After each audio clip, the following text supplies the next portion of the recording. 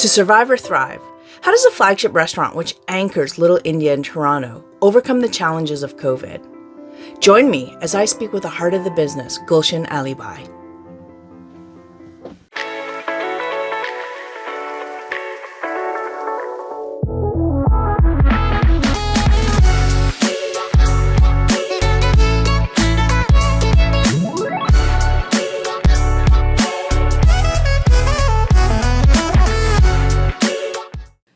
We're here at Lahore Tikka House, 1365 Gerard Street, in the upstairs floor. And you can see that it is so wonderful and so beautiful. And the tiles are so special. They're imported from Italy, right?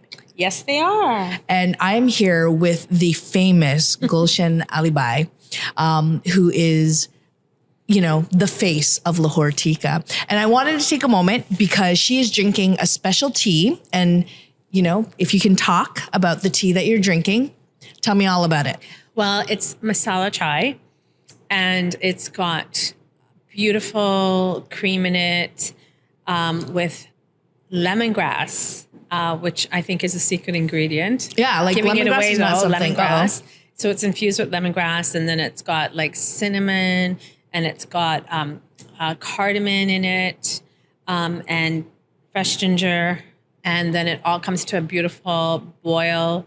And it's just very aromatic more than anything. It's so comforting too. Like chai is like my favorite tea. And, in speaking with different people here, when I say, hey, what's your favorite tea? And they're like chai and a chai latte. And I'm like, okay, like let me make you real chai, right? Which is, I thought about bringing something to boil it and make it so that people could see how it's done. But now you give away We'll have to like do a that secret. one time. And what I think is so important to note is actually Starbucks kind of did the cultural appropriation of the actual chai. Totally. The Indian chai masala, right? It's cultural appropriation. And I hate the fact that they call it a latte, like a chai latte, but it's chai. Yeah, it's just chai. And it's really on point. Yeah. I mean, a part of, you've kind of like hit the nail on the head there. And one of the things that I really wanted to speak with you is you have a famous establishment that was made through hard work. I mean, your story, and I'd love you to talk about it when you introduce yourself. But you've created a wonderful establishment that has been an anchor for Little India, right? In this Gerard between Coxwell and Greenwood. And it takes a lot of work. And there's been a lot of challenges over the past, like especially during COVID and all that stuff.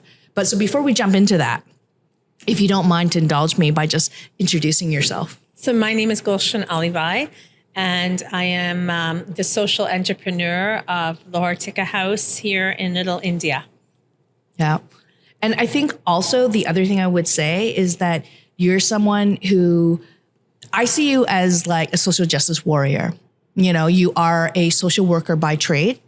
You kind of inherited this, like being an entrepreneur, being a restaurateur was not a part of your fabric of your professionalism. But then when your husband unfortunately passed away, mom of 2 kids. Mm-hmm. And there's a lot leaning on you with this establishment. I mean, this establishment is in movies. This is, it's a centerpiece when people even when you think about Toronto life and they're like, oh, when you go to Toronto, where do you have to go eat? Mm-hmm. You got to go to Lahore Tikka House, right? And there's a lot there, and knowing you and working with you and having, your trust to represent you here has been such a great relationship and experience, because when I see you and I see how you talk about your social consciousness of,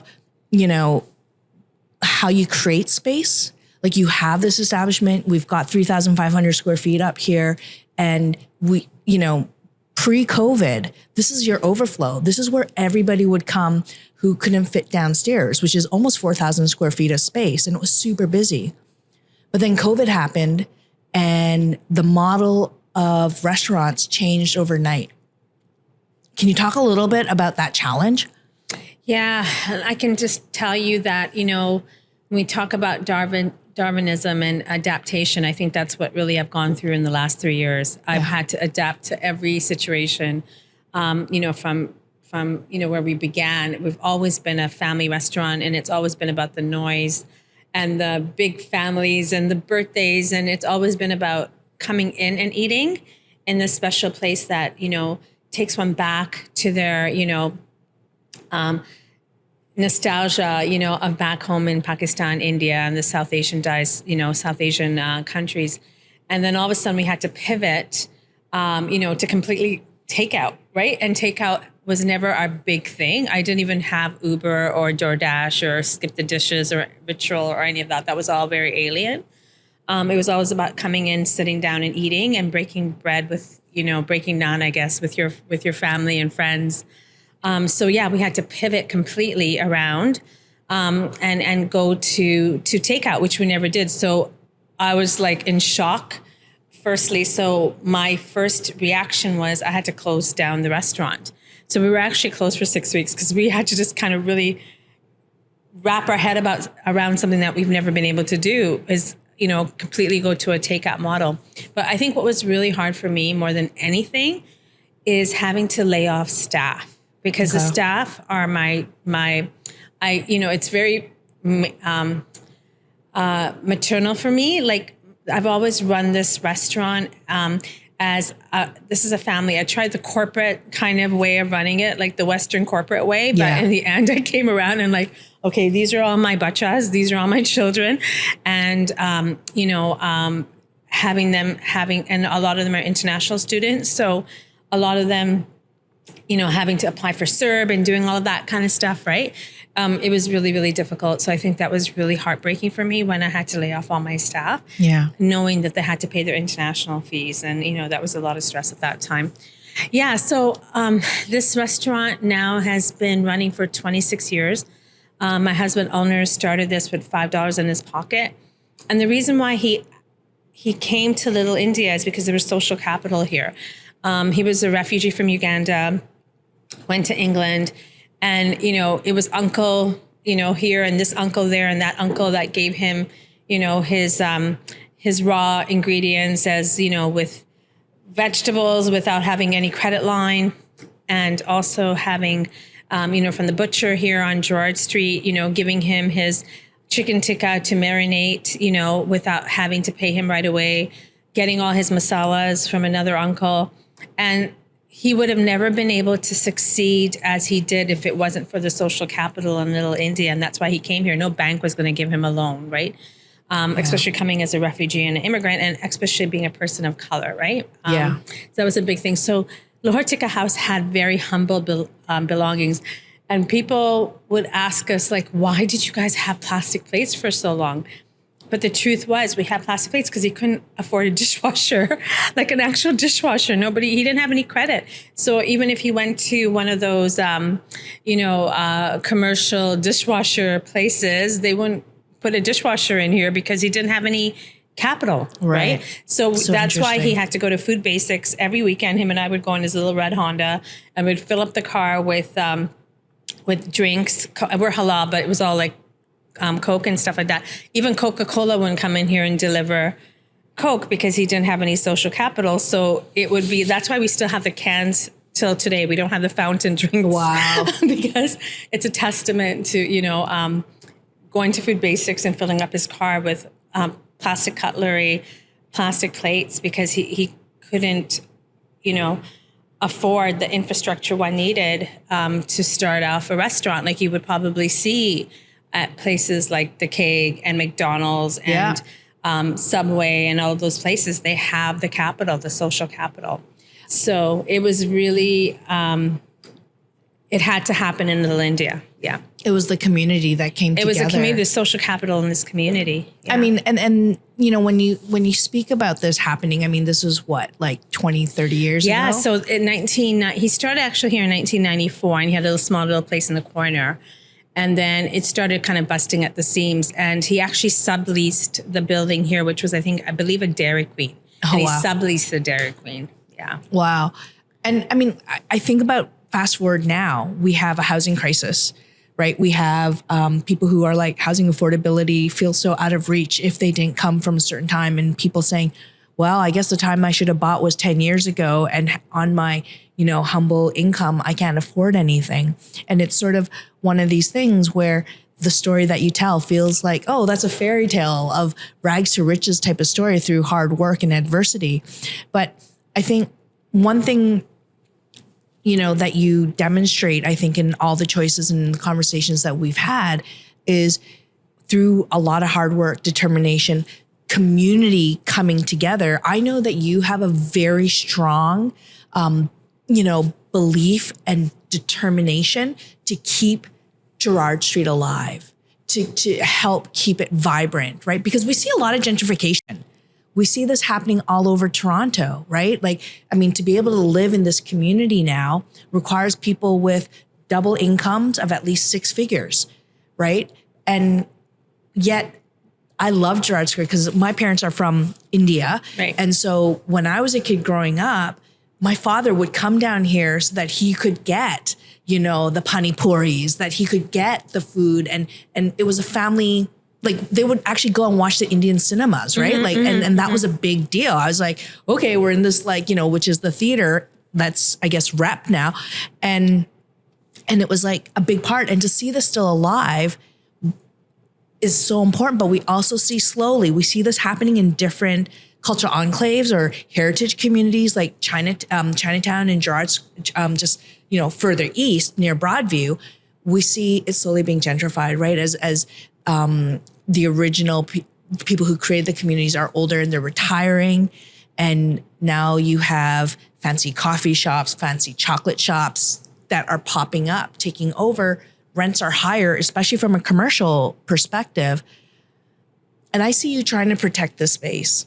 Can you speak to that a little bit? Yeah. And, I did a TED talk about this where we have to really kind of protect ethnic communities, right? Just not heritage buildings, but that was the title of my TED talk. But COVID hit and everything kind of went wayside, right? And, the property prices, they've still remained very, very high. And what I'm really grappling with is before COVID, we were able to fill up the space, right? We had a second story that we're in here right now in this space. We had the tent, but we have not been able to, after COVID, fill up the space anymore. So now I've got all the space paying I think it's $85,000 property taxes. And, I've gone and really advocated, with city councilors, right? But, it's slack, right? They're not going to want to do anything, to the point that I even went and said, okay, well, convert this into maybe a shelter, because the city needs shelters. At least that's better than giving it over to developers, right? Yeah. But another big problem we have is parking here as well. People even to rent out the space. The first thing that comes out of people's mouth is, well, where are our guests going to park, right? Even if we wanted to have a banquet up here for a wedding banquet for 250 people, there's no parking, right? So we're strapped that way. So it's never going to be, people are going to go to Brampton to the big banquet halls there because it's got the parking, right? Right. We're in the city of Toronto, but I think now I'm at a point where I've done as much as I can. And, I'll try to stay alive and be in Little India because I believe it's so important to be in Little India because, first of all, nostalgia. Second, it brings cultures together because people come from everywhere, all over the world, and they really feel at home. But every day it's harder and harder because everything is increasing in terms of food prices, inflation, what inflation's done post-COVID, property taxes, and just, it's a restaurant and it's just not making it anymore, right? Yeah. I mean, my dream would be to stay here and continue, but it's just economically, it's just not making sense anymore. And I think this is something, that is really important to address. And it comes down to, you mentioned trying to reach out to counselors. And I think in a conversation previous that I've had with other folks, knowing how the system works is about advocacy and having people listen, but it's also the political will of ensuring that people are aware and attuned to the fact that, you're big business. They see this is a large building, a successful building that's got this history. and this legacy, because you can't say Little India without Lahore Tikka being in the same breath. Like this defines it, and people make assumptions. And I think COVID really, as you mentioned, churned things around. And, when we put this up to lease for the upstairs floor and in the basement area, a lot of people are like, oh, what's happening? Right. And I think this is really important as a call to action. Support local, right? When you're ordering food, think about how important it is to support your local restaurant and not make assumptions, and to take the time to be mindful of the fact that when you order from something in your community and where you're thinking, it makes a huge difference. Right. And so even upstairs here, as we reimagine the space, because you're in many ways, the restaurant model has changed to more takeout. So you don't need as much space, but you can serve more people. Right. But this space, I think, could be really great for daycare. It could be really great for, yoga. It could be used in so many different ways. So, so that continues legacy. And one of the things that I wanted to speak to was, in your profession, in your background as a social worker, you have also tried to apply that entrepreneurship and lens into the different boards that you're sitting on. And I know that journey hasn't always been easy. Yes. Yeah. And I think when people see you and they see you as the face, like you are, like, you say, oh, this is a business run as a family model, and all my staff are like my bachas, they're my kids. But that, you're very matriarchal, like you're very caring, but you've also had to be a fighter. Definitely. And after when Eleanor passed away, it was just who are you? Like the community was just like, you don't speak our language, because I was more or less brought up here, right? Yeah. I don't have an accent. I don't, culturally, I'm probably more integrated, right? So there were like, we want him back, and it was a very much of a big boys club here, even in the restaurant in terms of staff, right? Right. And a lot of them, it was really hard for them to take direction from a woman. So I had to kind of deal with all the patriarchal, and topple the patriarchal structures that were so part of not only just my staff, some of my staff who left because they couldn't take direction from women, but also in terms of some of the South Asian community, right? I'm not Muslim enough. I'm not man enough. I'm not Desi enough, right? So I had to kind of go through a lot of that as well. Yeah. So that was really difficult too, because it was almost like backlash. First there's already one backlash, just in terms of being in an ethnic enclave, right? And then the other one is in terms of the own community not accepting you for who you are, right? South Asian Canadian, right? And again, not being Muslim enough, right? That was really difficult. And then on top of that, being a single mother. And like, I remember my husband used to be able to keep the restaurant open until 2 a.m. And I remember a customer came in and they're like, were yelling at me and saying, you effing whatever, why can't you leave the restaurant open until 2 a.m? Why are you closing the restaurant at 10:30? And I just looked at them, I go, because I've got 2 kids at home who have just lost their father, and I'm a single mother, and they come first. Right. And it was like, I had to explain that there was no like empathy or anything. Right. That was really, really, really a difficult pill to swallow in those days. Like there was no, now you're a single mother and you're also running a restaurant. People couldn't see that. Yeah. And so I just decided I'm going to run it Gulshan's way. I'm going to run it my way. I'm going to carve out what I need, and I know with a lot of, entrepreneurs, it's always the customer's right. But I've really kind of taken a step back from that. And I said, what works for me and my family and my staff.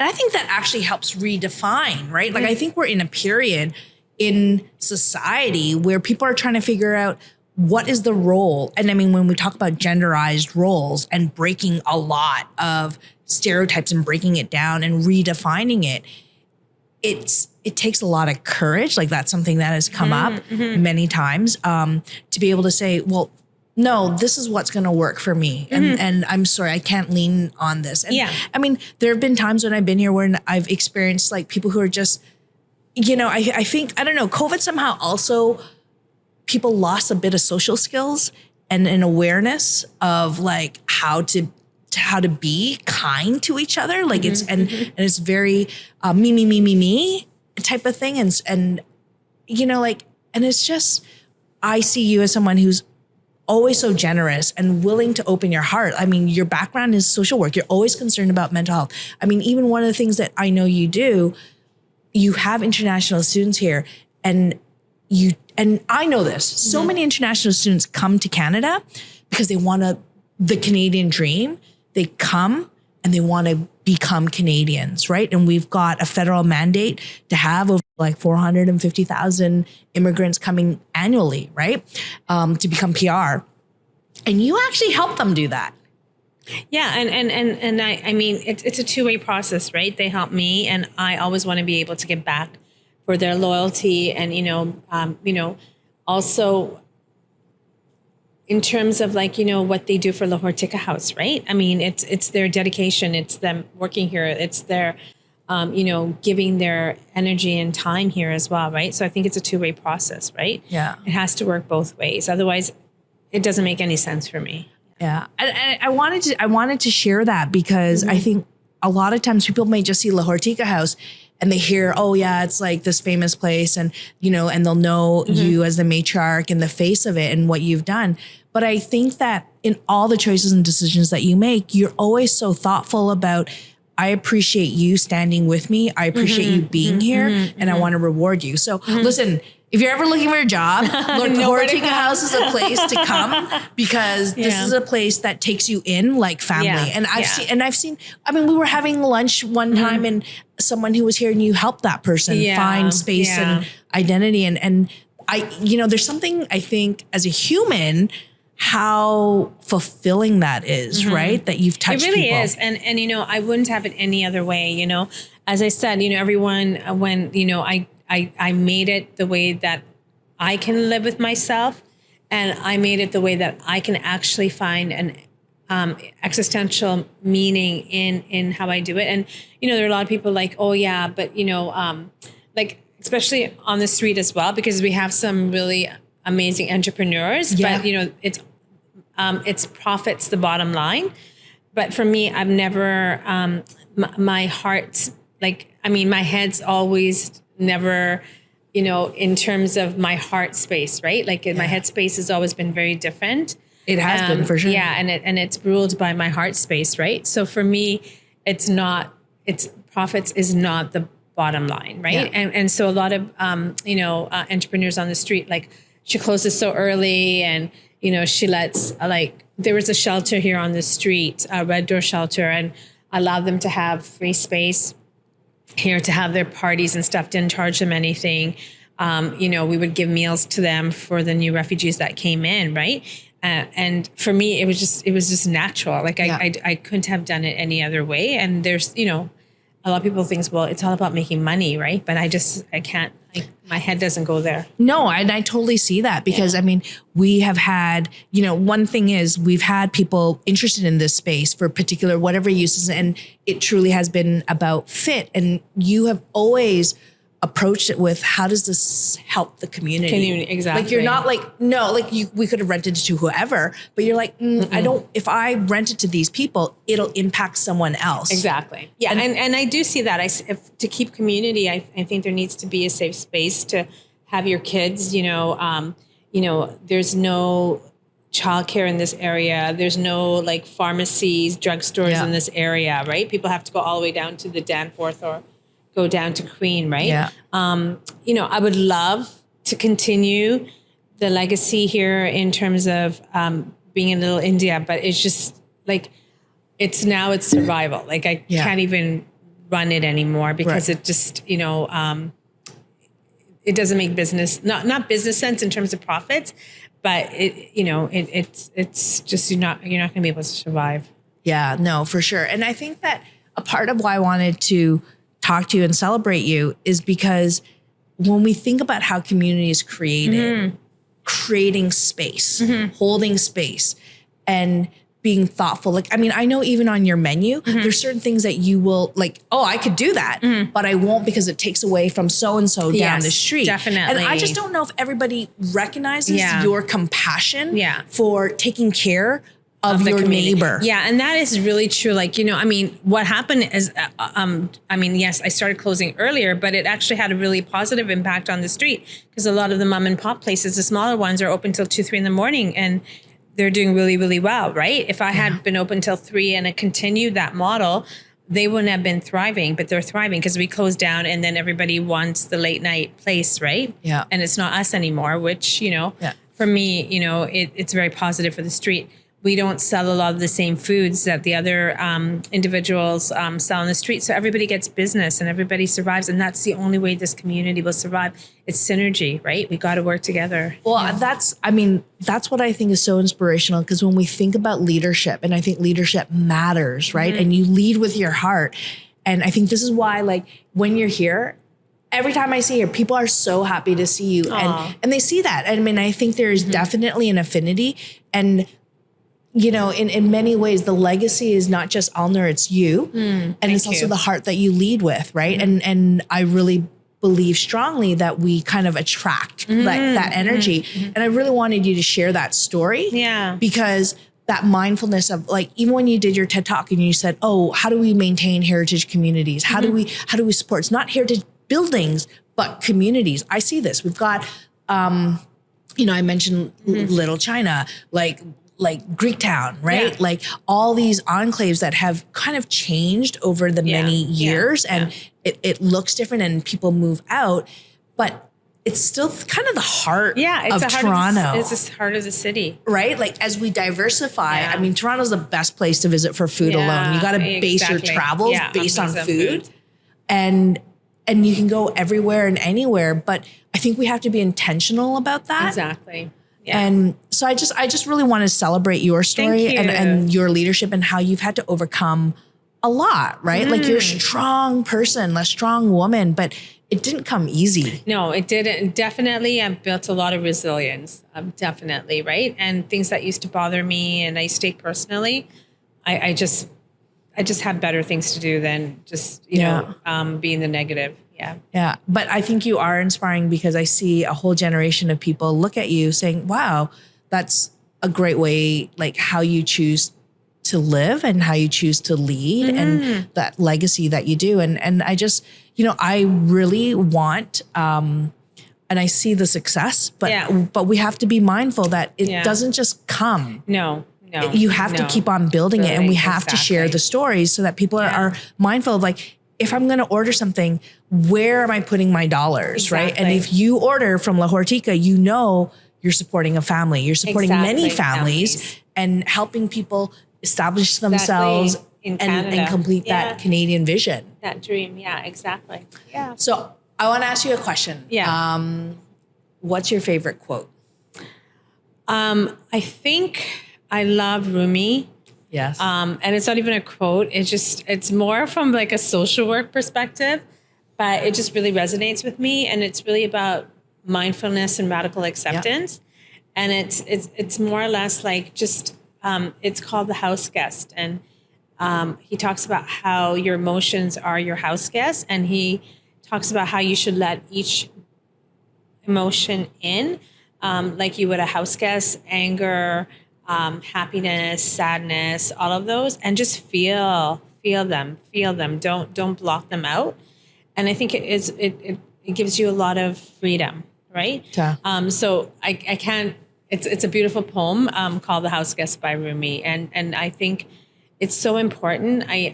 Especially with this restaurant, because I think this restaurant has really been a house guest for so many beautiful, joyous moments, sad moments, happy moments for so many of the patrons that come here. They celebrate wedding anniversaries and, you know, deaths anniversaries and birthday anniversaries and, you know, newborns and, you know, 90-year-old, you know, birthdays and, you know, and it's just that it's held so many beautiful emotions in this place.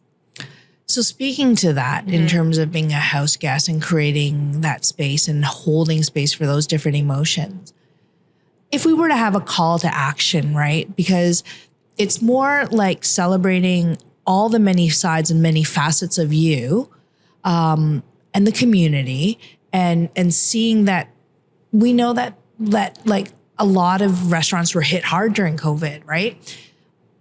What can we do to support it? Right? I see this. What's the call to action? The call what to can action we do? definitely is the government needs to really like change the way they look at ethnic neighborhoods, Okay. you know, and they really need to kind of make them heritage communities. And with that, you know, helping us survive here, because we know what it is. The rents are too high. The property taxes are too high.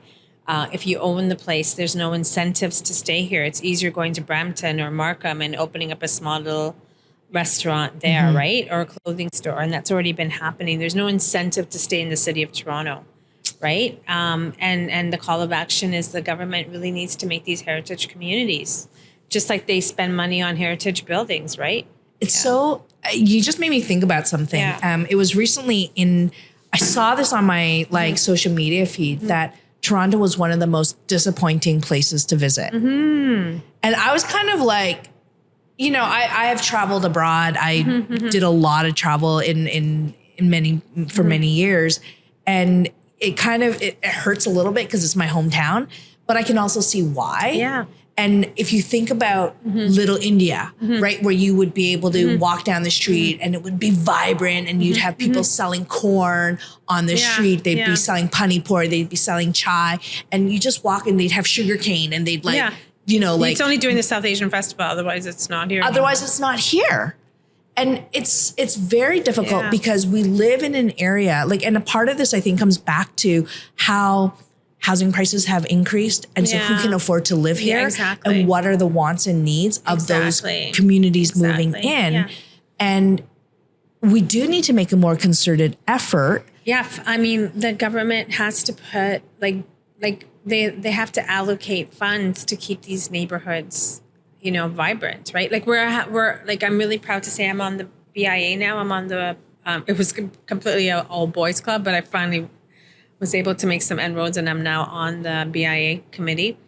And so, you know, I was really thrilled because I came up with the idea of having the ICE Festival, South Asian ICE Festival. And it's actually going to be happening in about 2 weeks. It's going to be here from the 9th to the 12th. And we're going to have like beautiful ice sculptures of landmarks from the South Asian diaspora, really bringing it together, the whole community together. But, you know, like the thing is I think what I'm trying to say is if there were communities, this would just be something that we wouldn't even have to apply for. It would just be something that would happen and there would be funding for it, right? Yeah. Yeah. Well, I think that's an important message that I hope will resonate of advocacy for when you have a BIA, and BIAs are meant to help business improvement, right?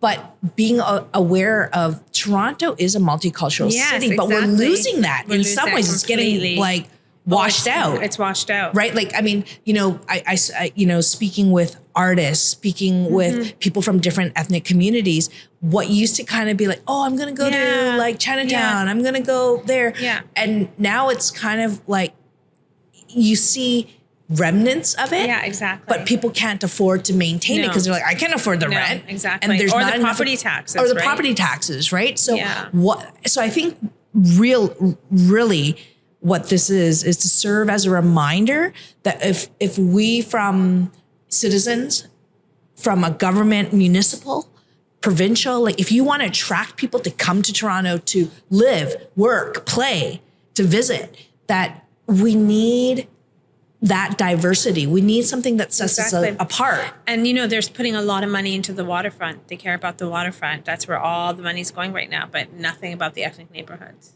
And I think, you know, that's something that maybe people don't want to talk about, or they're just kind of like, you know, Distillery, St. Lawrence Market. That's where all the dollars are. So how do we support the ethnic communities? And once again, this is another important thing, you know, for us to put a lens on, well, the marginalized, like the minorities, you know, the communities which may not necessarily have the awareness, infrastructure, know-how, how to apply for grants, because it can be intimidating, right? But even like with religious buildings, right? Like churches, synagogues, temples, they don't have to pay a property tax, right? Yeah. Yeah. So I think if they not like, I think there should be some kind of 30% leeway for if you have a business in an ethnic neighborhood, right? And it is an ethnic business. I think that I think there would be lots of conversations around how do you define it, because I think there would be a lot of ways to think about that and not feel like what is defined as that as appropriate or not. But I think Chinatown, for instance, this is one community that was hit super hard even when COVID happened. And I knew people who had businesses, and there was a lot of racism that, COVID is because of Chinese people, so we got to do it. And it just, it was so painful because I could see in the eyes of owners who were like, how are we going to survive? Exactly. And there is a systemic issue that we have. Yeah. And even who we elect into politics makes a difference. It does matter. Exactly. But I think that they're all just turning a blind eye. They don't care. Because they may talk the talk when they want to be voted in, but they don't really care. And that's why we need people at the table. And I think, it is important to think about how do you look at maintaining communities, right? If you don't infuse support. And I don't know if this is a conversation that has really been broached in as direct a way as that, but it's something to think about for if you want to create community, there needs to be a fiscal. There has to be. Otherwise it doesn't survive. Yeah, it doesn't survive. Right, because we're talking about this is commercial space. Yeah, exactly. And it's like the survive. Taxes are higher than residential. Yeah, exactly.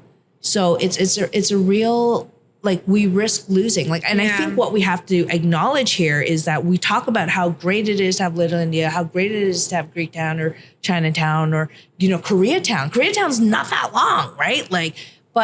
Or even Japan, a Ethiopia, Japanese community, or Little Ethiopia or Bangalatown. Yeah. Right? I love going to these places, but you can see that they're getting smaller and smaller. And it's the people who were able to be established longer. Exactly. That can survive. I drive all the way in from Richmond Hill. So it's not even, I don't even mind the drive, right? I don't live in the area. Yeah. But it's being cognizant that we as Torontonians need to do more and be aware. And why does it matter? Because it's what makes Toronto great. If we think about what makes Toronto amazing, it is our diversity, it is our strength, but we have to infuse funds so that we can maintain that distinctiveness. Yeah, and I know that we're competing against healthcare and education, but there may be. I think it comes down to where there's a will, there's a way. Yeah, and it doesn't always. I know. Healthcare is 100% important. Education is very important. These are really great, important pillars. Housing is really important. But there's a way that we can find to support each other, because even when you think about being able to commute safely, the roads that connect our communities, the establishments that make it hey, I'm just going to pop out and have a gulfi and pick up ice cream, and let me go down and I'm going to pick up a snack or bakery food or something.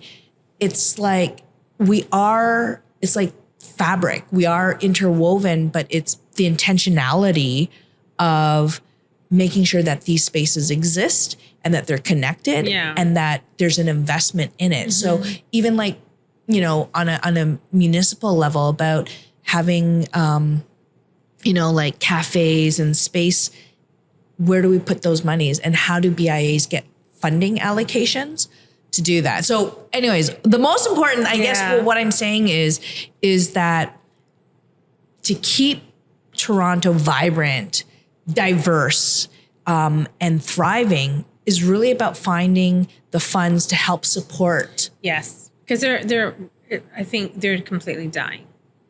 Yeah. In what way? Being what? To be able to sustain themselves in the city of Toronto. And that's why they're moving out to the burbs and further out. It's just cheaper. Yeah. And then that just kind of dilutes everything, right? Completely. And Toronto is going to be really sad 30 years from now, right? There'll be no reason to come to Toronto. Like you'll be going to the suburbs straight. It's Well, a lot already of people happening. already The South do Asian that. communities just gets off from the airport and then they're establishing their businesses and they're buying their house in the suburb. or Brampton, or it's true. So I think Torontonians, we got to have a wake up call, and how do we support it? But I think that one of the things a note that I would like us to kind of like end on, which is really just the beginning, is that we need to celebrate wonderful people like you who are, you know, fighting that fight and trying to raise the flag about how do we create, not only like you have created space, but how do we maintain it? And how do we engage in a way that is sustainable, right? Because it's about... And I feel like I'm a sellout because, you know, I'm having to now rent out parts of the restaurant. Yeah, like I have no other choice right now. Yeah. Yeah. And I think that's real, right? And I think that we have to be really intentional about the choices that we make. And that's like a civic duty as well. Yeah. Right? Like it's beyond, yes, figure out where you're going to spend your money, your dollars count, how you spend it locally, but it is also about advocacy. It's also about like talking to your counselors, talking about the infrastructure. That's all been done, right? But it's not. There's no political will. No, there's no political will. I know. So we got to get beyond that so that, No but we political have, will. I've got to just now it's about radical acceptance, right? That's where I'm at right now. And I'm hoping, you know, I'm praying that I can continue the restaurant, you know, go ahead and keep this rented out. Yep. And then I can sustain the restaurant. But Right. there's no way I can do it without renting this out, right? Yeah. And you have a story where you know, have that opportunity to do it. And there are a lot of other places that don't have that as an option, who can't even start here. Exactly. They've got to start out in the boroughs and in the burbs. Yeah. And so I think like if we were to kind of, you know, say, well, what is this about? What are we talking about? We're talking about being aware of our intentions, being aware of how we support communities. And if we actually care about it, we have to advocate, and it has to be more than words. I mean, there's no political will. So how do we create political will? They don't care. I mean, I hate to be negative, but they don't care. Because if they care, they would say, hey, we really want to protect these neighborhoods. We're seeing the gentrification. We really care. Just like arts, you know, they're, you know, giving to the arts, you know, giving to, but, you know, it's the whole mindset has to change. But, you know, but the ones that are getting a lot of attention is a distillery and St. Lawrence Market, right? Like, why do you think they're getting more attention? I mean, because it's not ethnic. I think that's really insightful. Yeah. Pluralism. Now I'm like, now it's like a tongue twister, but like we want to be able to see the carrots, see the cucumbers, see the tomatoes. We totally do. It's wholesome in its whole, right? But it's more about multiculturalism. And not whitewashed like a chai latte. Exactly. And then it's the saris and samosas, right? Once in a year on Gerrard Street, right? So yeah, we have to accept it has to integrate into the fabric, right? But it's not there. Well, that is a calling that we need to wake up to and not feel like we. Yeah. I will say that I have found so many Asian people who have grown up here in Canada. Well, I'm Canadian. I'm like, no, like people like my father chose to give me a Chinese name because he's like, no matter what, when people look at you, they're not going to see a Karen or like a Stephanie or whatever. Yeah. They're going to see a Chinese person and just own it. Yeah. Exactly. And I was on a call with a conversation with a cousin, and he was like, what's your name? I'm like, it's Lee. He's like, what? You have a Chinese name? I am Chinese. Yeah. Of course I have a Chinese name. Yeah. And so I think we have to we have to understand that, you know, like we have to see ourselves for who we are and not what we think other people see us. And lifting the veil on that is important. And I think it's not the most beautiful, like, oh, we all feel so good about this. It's actually about, we've got a problem. But who is in power that is making those decisions? They don't care. You know? They don't care. Making those decisions. And so how do we get people to care? Yeah. It's votes. Vote someone who you believe in that makes care. And then it comes down to voter apathy. But exactly. You know, and I appreciate you taking your time because it just reminds me about how important it is representation matters. Voting matters. Completely. And when people are like, oh, it doesn't matter, Yeah. it 100% matters. Yeah. So call to action. Vote. Do That's something. That's it. Thank you so much for the time. No, thank you. Thank you for the space. Oh, you're welcome. Yeah.